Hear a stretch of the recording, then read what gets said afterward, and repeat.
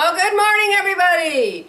It's a wonderful Monday morning. We have sunshine instead of clouds for a change. It's wonderful. It's June 20, 2016. And you can see this happy smile on my face. I promised I would show you my new fabric departments when I got them all done. I have two of them. This one, I have two dormers on my house. Thank you for all the people that reminded me this thing is called a dormer. And so I've always had the one built-in bookcase that I had built in when I built the house. Because I had 1,000 books, sewing books, quilting books from, my other houses, and I knew I needed a place to put them. And so I asked the builder, hey, can you build me bookcases? And he said he could, and so I have one in each dormer.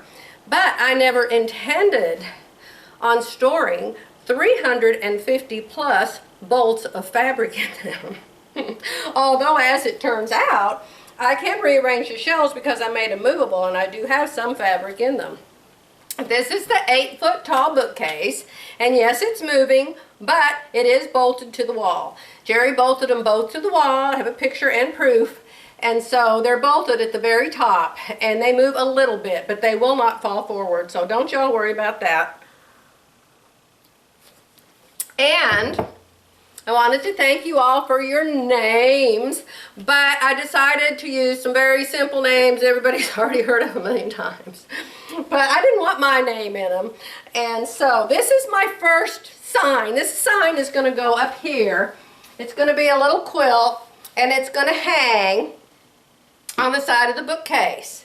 And you can see it says the Cotton Patch, because every single one of the bolts in this shelf right here are 100% cotton. Maybe a little cotton poly, I don't know, but all cotton. None of them are stretchy cotton. They're all just cotton. None of them are linens. They're just cottons. And this shelf is entirely full except for the very, very top where I have, I don't know, maybe 20 bolts, it looks like, of the slinky kind of fabric. Why I got the slinky kind of fabric? Probably because I didn't know it was going to be slinky. And I ordered it online, and when I got it, I went, oh no, this is that slinky stuff. So anyway, you can see I've started to quilt this. And this I'm quilting not on my quilting machine, but my regular sewing machine. And I'm not doing a very good job because it doesn't have a regulated stitch.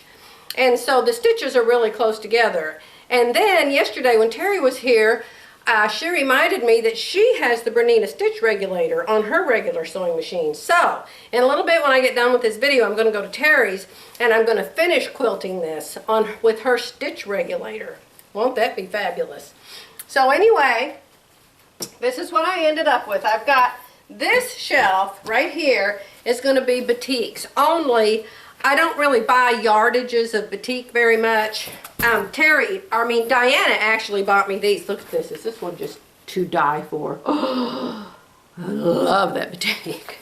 And then she bought me this one for a surprise, and this one for a surprise, because she's always giving me things, and so I'm going to have to give her one of my houses or something to keep up with her. A little stinker. And then all of this shelf and all of this shelf down here, which you can't really see. Let me take this off the camera and I can show you better, okay? Hold a second. Okay, so I was showing you the built-in bookcase. Down here on these 1, 2, 3 shelves, the ones that are not the batik, those are all denims and twills and fabrics that I bought to make pants with. There's some linens in there too, I think. But all of that I put on a shelf by itself. I think there's a corduroy in there. Look at this gorgeous denim I bought right here. How pretty is it? Ah! So darling. Somebody asked me, and I bought this, oh my gosh, 30 years ago. I was going to make a coat out of that, and I still could make a coat out of it, and I might. I found a simple coat pattern the other day. Anyway, all of those were going to be pants. But back in the days when I bought all that fabric, I didn't really know how to make anything fit me. So usually they just ended up in storage. And then this is bookshelf number 1. Way up there is where I put the slinkies. And then 1, 2, 3, 4 shelves full of cottons. How fabulous is this? It's like having a store. Oh my goodness.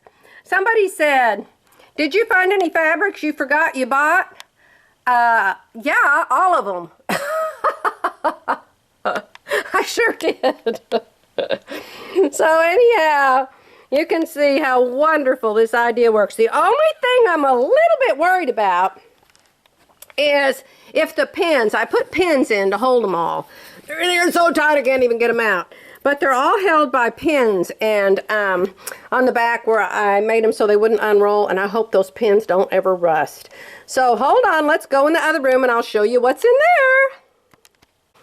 there. Okay, here we come into dormer number 2, and you can see there the built-in bookcase that has books in it. Now this one has some quilting books in it and some sewing books, but mostly it's other books, Bibles and Christian books and foods, things about what foods to eat to stay healthy, and a whole bunch of Bernina embroidery designs that I've never used. So I haven't really needed to put any fabric on that one yet. And then this one over here, here's the second bookcase. The second 8-foot tall bookcase that's also attached to the shelf. You can see the very top shelf only has one thing on it, and I don't know why. I don't even know what it is. Oh my, what is that? It looks like it's fuzzy stuff of some sort. Maybe it's knit. Anyway, this entire bookcase is 1, 2, 3, 4 shelves of all knits. Every single bolt is knit fabric. Oh my goodness, what a fabulous, fabulous collection of knit fabrics I have. You can see there's no pastels in here. I don't wear pastels. So how awesome is that? So hey, if you ever come sew with me, you don't have to bring a machine and you don't have to bring any fabric. And so guess what my original name for this department's going to be? It's going to have a sign hanging right here, and it's going to be called the Knit Pit. Yes, isn't that original? Yes, and here's my little bunny rabbit falling over. Oh, you want to see my family? I actually did have a family once. There we are. That's my daddy and my mama. And we're all goofy. All of us kids are goofy. There's me in the red sweater, and my sister Janice that I just made the gardening shirts for. And then the one in the red shirt's my little sister Judy.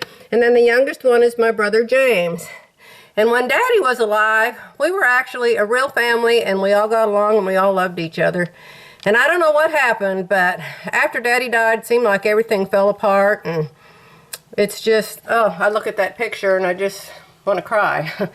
But I can remember the day and remind myself, hey, we really were a family once. So, anyhow, I gotta go, guys. Terry's waiting for me.